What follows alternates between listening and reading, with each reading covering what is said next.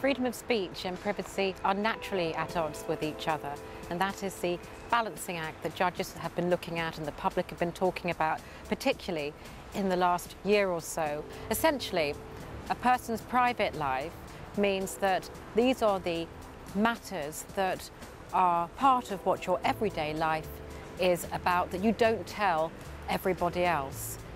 Public interest is the test as to whether those things that you don't tell everyone else, that is your private life, whether or not there is a right to publish those facts. The way that the law stands in this country is relatively grey at the moment.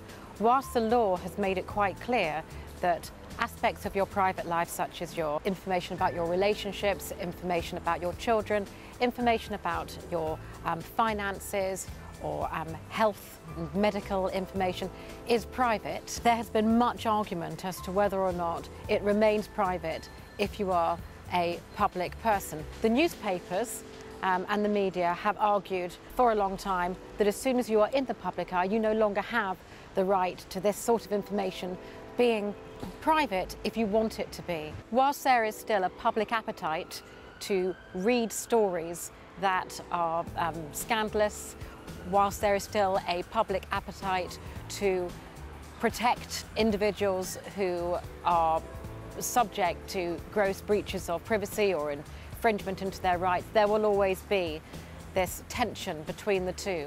The interesting difference looking at the future is that the newspapers used to be the most powerful communicators of public opinion. That's beginning to change. Social networking, social media, and very importantly, blogs sometimes have more readers than the newspapers, just naturally.